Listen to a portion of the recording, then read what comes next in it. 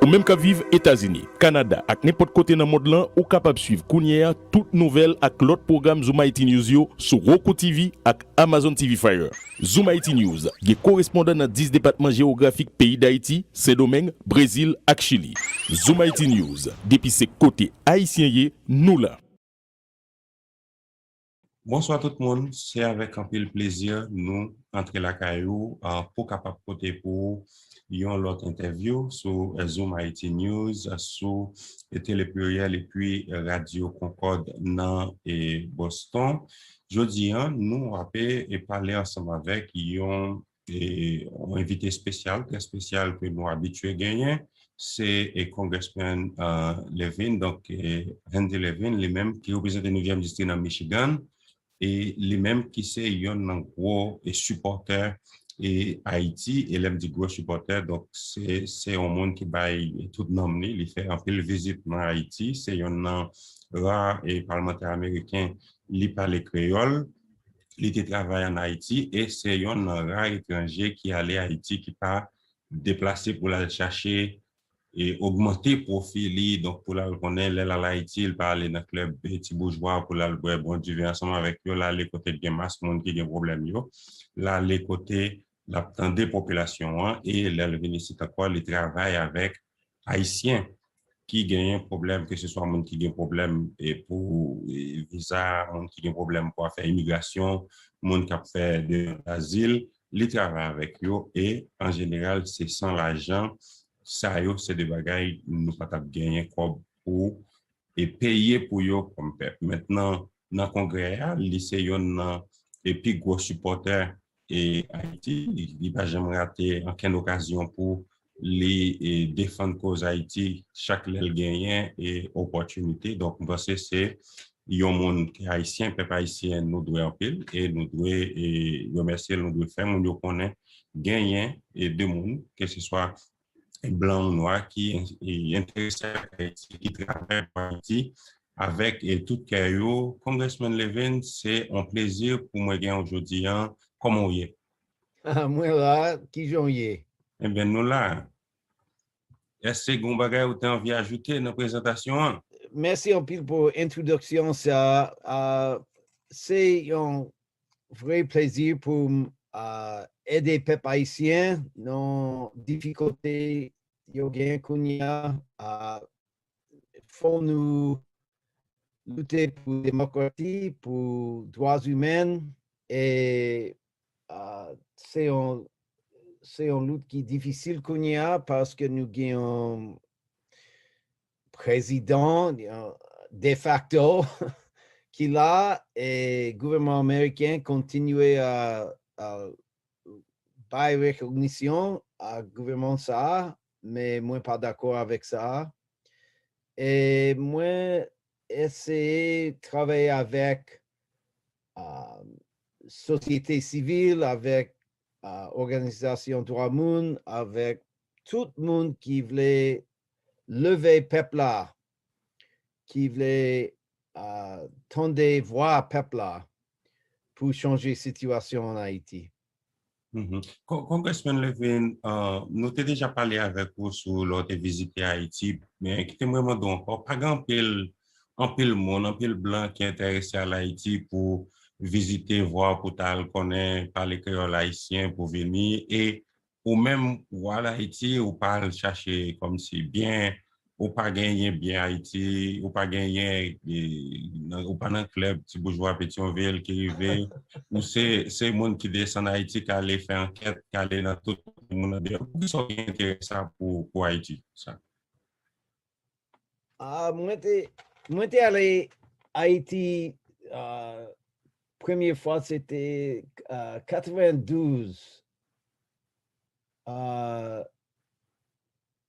Moi t'es étudiant au collège et moi t'es passé un mois aller tout partout dans Haïti pour voir le fait de USAID, de aide gouvernement américain, tant ça, Baby Doc t'es là, et moi t'es arrivé conclusion, premier effet de aide américaine, c'était Kembe Duvalier non pouvoir. Et après ça, après moi j'ai gradué collège, moi j'ai aidé travailleurs américains former syndicat. Après en quelque temps, j'ai allé à Boston pour aider travailleurs dans santé et travailler dans asile pour vieux grand monde. Notre travail ça, il y a un pile haïtien. Moi, j'ai appris à parler créole pour aider haïtiens à former syndicat Ça, aux c'est bien. États-Unis. Aux États-Unis. OK. Et, oui, Vous continuer. et dans ça, Baby Doc est allé à la France. C'était non, c'était 86. 82. 86, il était allé. 87, c'est première élection pour président. Et moi, j'étais allé à Haïti. La première fois, moi, j'étais allé, c'est 80. OK. Et après ça, 87, moi, j'étais allé deuxième fois pour servir comme observateur. Élection, ça. Élection crasée. Brutalement. Et moi, j'étais, oui, oh, they shot at us at a polling station, man. Shot at us at Carrefour. Oui, à me songer à l'élection, ça, c'est une fois, c'est Leslie Maniga qui devient président là-dedans, il était seulement été 4 mois. 4 months, not very long. No, the election failed, and the coup canceled. The coup regime canceled the election, and then after that, Manigabe. But they and you know that was the time of the massacre at the St. Argentine school. I saw that. It was just horrible. Yeah. Mais maintenant, Congressman Levin, nous te voyé donc on l'autre lettre pour et secrétaire d'État Anthony Blinken, c'était environ 70 membres dans le Congrès qui voyaient lettre ça pour demander Américains pour pas financer, pas bailler l'argent pour référendum non. Et qui feedback ou gain pour ça? Est-ce qu'il y aurait pour nous sur les plans ça qui réponse nous joindre? Nous fait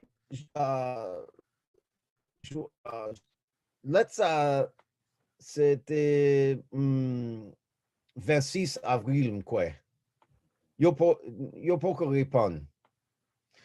Mais moi toujours parlé avec département de l'État et moi espérer y a changé de direction. Mais aujourd'hui, yo continué avec même policy Trump te gagne. Pas remettre ça, pas quoi ça, mais c'est ça. Secrétaire d'État, alors presse-secrétaire, donc porte-parole du département d'État, Ned Price, non conférence sur la semaine passée, il dit les États-Unis peuvent financer l'élection. So they're not going to give money, ils peuvent payer l'argent, ils peuvent payer l'argent pour lui, mais il pas dit, il pas d'accord avec le référendum. Non, il dit c'est peuple haïtien qui doit décider pour le référendum. Vous satisfait avec les réponses ça? Non, mon cher. Yo, quittez me parler en anglais parce que je ne pas faire erreur. Non, pas ça. The United States has to change direction. Les États-Unis doivent changer de direction. Nous devons le dire clairement que le référendum est anticonstitutionnel. Nous devons dire clairement que le mandat de Moses Juvenile s'est terminé. Il faut changer cette politique des États-Unis. 7 février. And C'est déjà arrivé dans les années antérieures et maintenant, nous devons être clairs.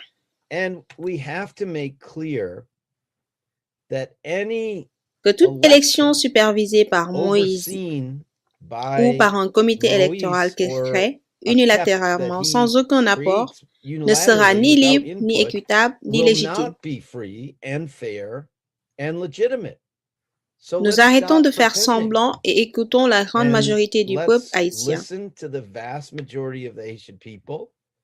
Les barreaux, les églises, les groupes de défense des droits de l'homme, presque tout le monde, sauf peut-être certaines personnes qui aiment la façon dont les choses se passent.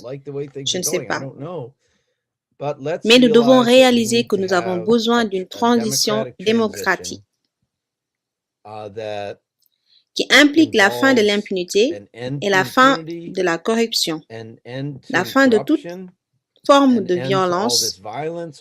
Et vous savez, arrêtez de prétendre que nous avons juste besoin que ce type reste là jusqu'aux élections, jusqu'à ce que le prochain président soit là. Quelque chose est déjà corrompu. Il n'y a aucun intérêt à le garder en place sans démocratie. Nous pensons que Joe Biden, c'est un monde décent, et decent man. Il ne peut pas continuer dans la même politique et Trump a gagné. Mais qui ça a motivé les Américains pour continuer à faire même ça Trump a fait en Haïti, donc et Biden continue sous même position. Hein. Dans ça qui gagne avec Haïti, pour l'immigration, c'est même bagaille là. Et puis les supporter, donc les pouvoirs, mais c'est pas, ils continuent même direction, ni en Venezuela, ni en Haïti, ni dans plusieurs autres côtés encore. Eh bien, Joe Biden change donc les politiques. Certains changements de politique étrangère ou certaines politiques étrangères n'ont pas assez changé non plus. Hein. Je pense qu'une chose que nous devons dire est que nous avons le choix. Il n'y a pas eu de transition normale. Vous savez, normalement aux États-Unis, après une élection, dès que le résultat est clair, le président dit « OK, bien, vous avez gagné et j'ai perdu. » Alors, vous mettez en place votre gouvernement. Cela ne s'est pas produit. Et puis, nous avons eu le choc du 6 janvier, un choc pour le système démocratique aux États-Unis. On a vu que c'était la première fois que notre capitaliste américain fonctionnait depuis la guerre de 1812. Le département d'État a eu un démarrage un peu lent pour mettre en place les nouvelles personnes. J'essaie donc d'être patient et je suis certainement un grand partisan du président et j'ai beaucoup d'espoir pour Tony Blinken en tant que secrétaire d'État, mais je pense que la vérité est la suivante. Le staff du département d'État qui a soutenu le régime, et c'est pourquoi vous avez besoin d'avoir des personnes en charge de la politique en place pour espérer dire ce n'est pas la bonne direction. Mais je veux dire, je pense que cela remonte à toute l'histoire des États-Unis et de sa relation avec l'Haïti. C'est comme ce point de vue, vous savez, les États-Unis ont soutenu évidemment bien des pays. Les États-Unis se sont opposés à toute révolution d'esclaves menée à bien au niveau national depuis la fin du XVIIIe siècle, début du XIXe siècle. Et puis, nous avons soutenu l'idée absurde de la France qu'Haïti devait des réparations. C'était horrible. Nous avons soutenu cela pour toujours. Puis, les Marines sont occupés Haïti pendant presque 2 décennies. Ensuite, nous avons soutenu la dictature de Duvalier, oui, à cause de la guerre froide. Je veux dire que les États-Unis doivent réaliser que nos relations avec Haïti doivent être avec l'ensemble du peuple haïtien et non avec une petite élite ou en utilisant Haïti comme une affaire de guerre froide. Je veux dire honnêtement, je pense que Trump a soutenu Moïse en partie parce qu'ils ont fait ce que nous voulions sur Taïwan, le Venezuela, ainsi de suite. Ce n'est pas une façon de respecter le voisin, n'est-ce pas? Et donc, vous savez, le problème est que les gens en Haïti sont engagés avec le gouvernement. Tant que vous pouvez rester au pouvoir, il peut nous donner des demandes et on a profité, mais en pensant que Biden serait différent. Donc, on parle comme si Biden voulait un peu de dignité, dire qu'on comprend ces gens. Ils veulent rester au pouvoir, mais ce n'est pas parce que nous respectons la démocratie et ensuite nous détourner de tout. Ceci est une menace pour la démocratie. Et vous savez, si vous l'acceptez en Haïti, vous l'acceptez dans d'autres pays, même aux États-Unis. Et si ce n'est pas bon pour les États-Unis, ça ne devrait pas être pour Haïti aussi. Mais je pense que normalement, vous comprendrez cela. Avez-vous des réunions prévues avec le président Biden à ce sujet? Non, je n'ai pas de réunion prévue avec le président Biden. Ce que je peux dire, c'est qu'il y a un réel espoir que la Chambre des représentants des États-Unis soit plus active sur Haïti qu'elle ne l'a été depuis de nombreuses années. Et vous allez voir, cela va continuer. Vous verrez de nouveaux mouvements dans un avenir très proche sur la façon dont cela va se passer. Deuxièmement, je garde espoir que nous serons capables d'amener l'administration Biden à changer de cap. J'ai besoin, vous savez, j'ai besoin de le faire d'une manière amicale, mais insistante et craintive. Je n'abandonnerai pas tout simplement et nous n'accepterons pas une idée de poursuivre, l'idée de soutenir le maintien du régime au pouvoir est le moyen par lequel nous n'accepterons pas cela parce que ce n'est tout simplement pas possible. Le peuple haïtien ne le supporte pas. Donc, nous devons changer de cap. Je pense qu'une partie du problème ici consiste en une obsession pour les élections. Comme toujours, la réponse, bien sûr, vous n'avez pas de démocratie si vous, le peuple, ne désignez pas vos dirigeants. OK. Mais quand vous avez des conditions qui ne peuvent pas donner lieu à une élection réussie, vous devez arrêter d'être obsédé par des élections et réparer les conditions. Ce n'est pas le moment où nous nous situons en Haïti. La position des États-Unis est essentiellement de se cramponner jusqu'à la prochaine élection. Eh bien, la prochaine élection ne sera pas légitime parce que ce président, vous savez, qui l'organise, n'est pas légitime. Le conseil électoral qu'il a créé n'est pas légitime. Il ne recense pas tout le monde. Vous savez tout ça. Évidemment, c'est vrai. Mais je veux dire, ce que nous devons surmonter. Oui, vous venez d'entendre parler d'Haïti. La dernière audience où il y a un chef du département d'État qui est sorti, qui était jadis une ambassade américaine, elle a répondu à la question suivante sur l'élection. Et elle a reconnu qu'il n'y avait aucun moyen d'être sûr de la liberté des prochaines élections en Haïti cette année. Et pourtant, il continue à faire pression pour les élections. Alors pourquoi cela?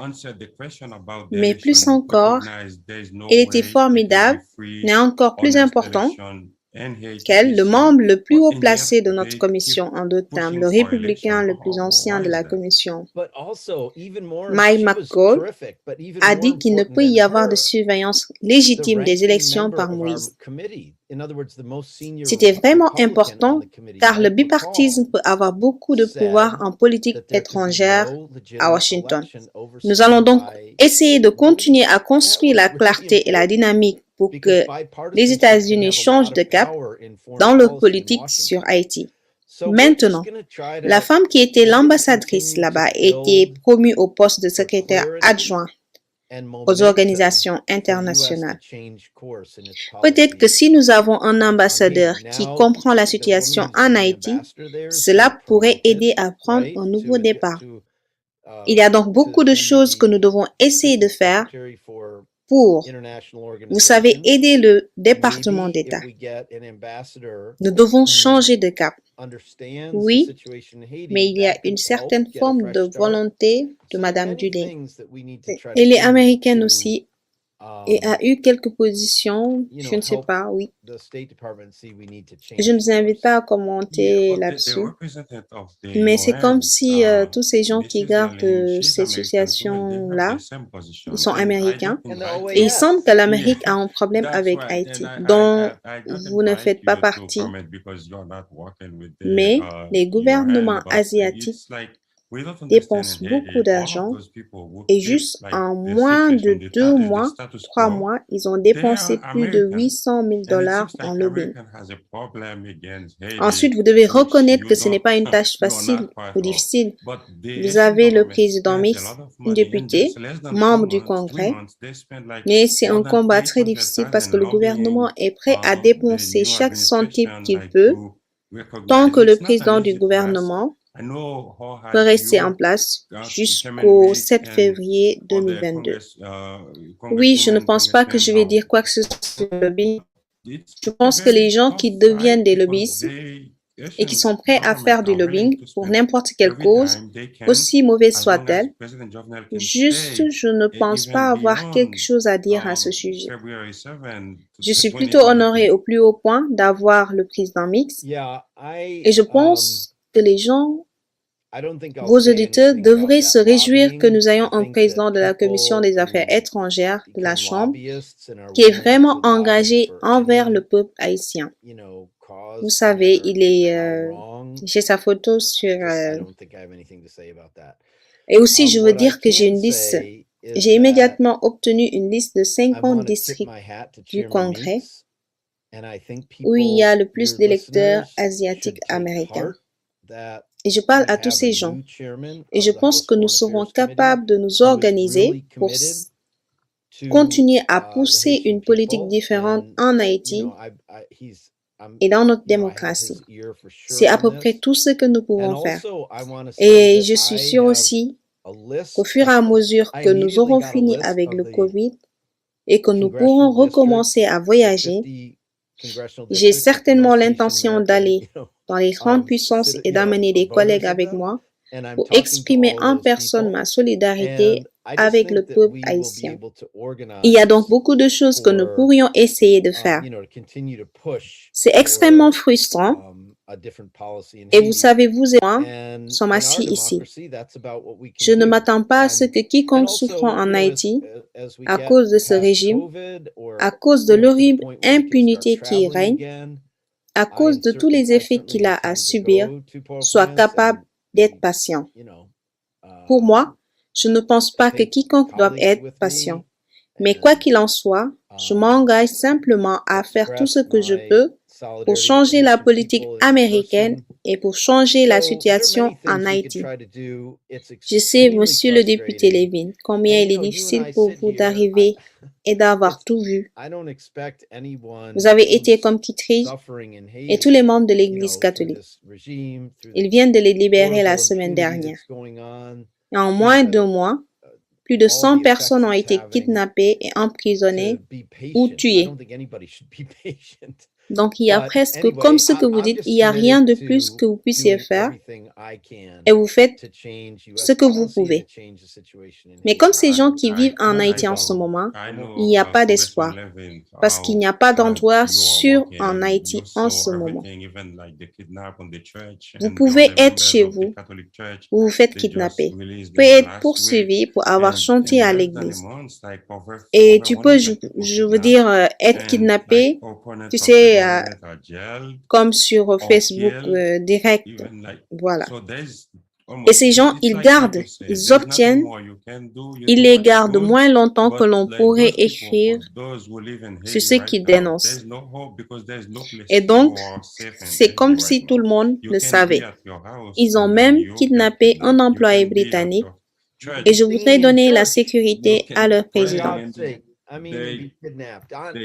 Et c'est comme si les gens craignaient pour leur vie. Et je sais que je ne peux pas. Vous savez, vous devriez faire plus. Il n'y a rien de plus que tu aurais pu faire. C'est la première fois que je fais tout un congrès et que je parle des choses qui doivent changer. Et nous sommes très reconnaissants pour cela. Et vous pensez à ce que l'on ressent en Haïti. Nous n'avons aucun droit. Le temps prévu pour vivre en Haïti est bien loin de ce que nous vivons ou que vous viviez aujourd'hui. Espérer demain n'est pas vraiment demain. Ce serait comme si vous êtes en train de regarder chaque jour, mais il n'y a aucune garantie que vous allez vivre.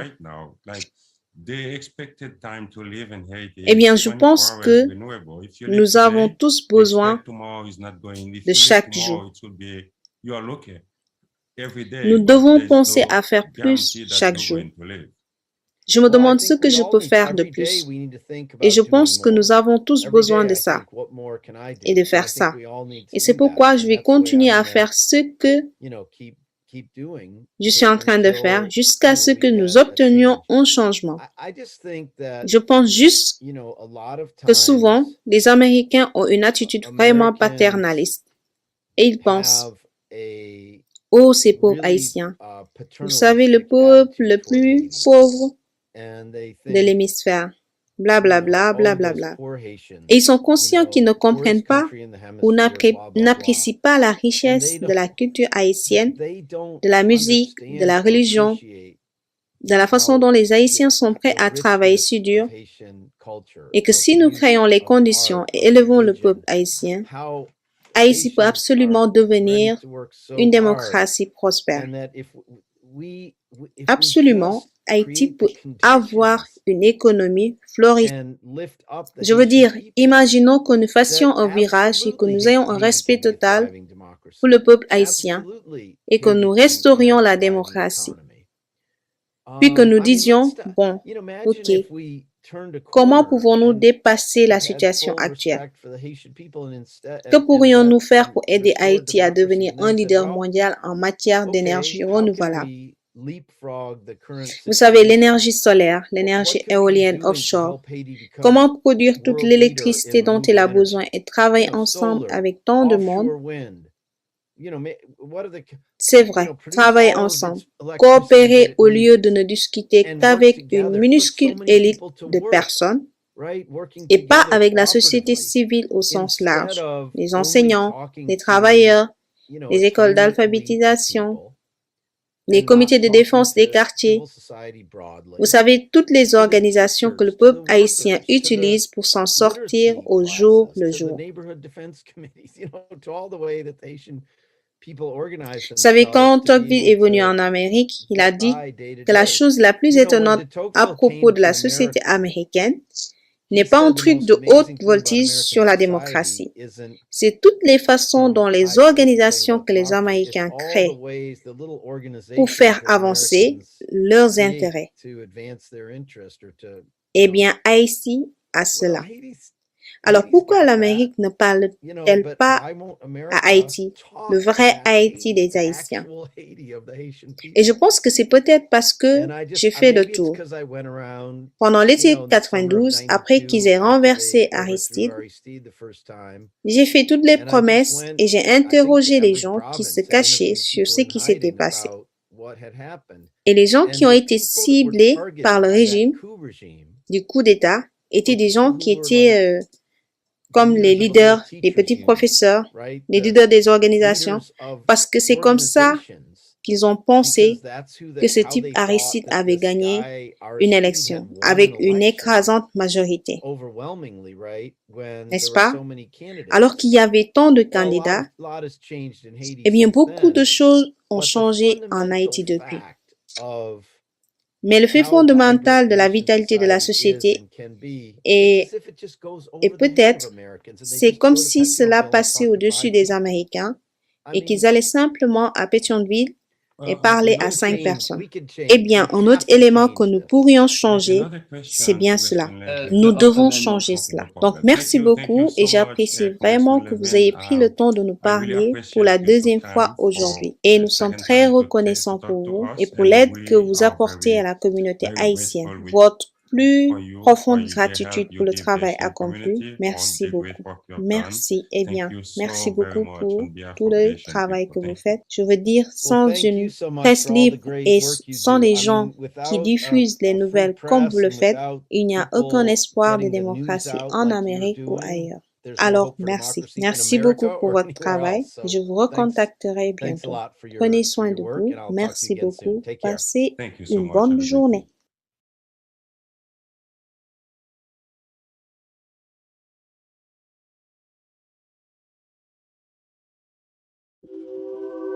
Ou même qu'à vivre États-Unis, Canada, ak n'importe côté dans le monde là, ou capable suivre Kounia toute nouvelle ak l'autre programme Zoom IT News yo sur Roku TV ak Amazon TV Fire. Zoom IT News, qui correspondant dans 10 départements géographiques pays d'Haïti, Saint-Domingue, Brésil ak Chili. Zoom IT News, depuis ses côtés haïtiens, nous là.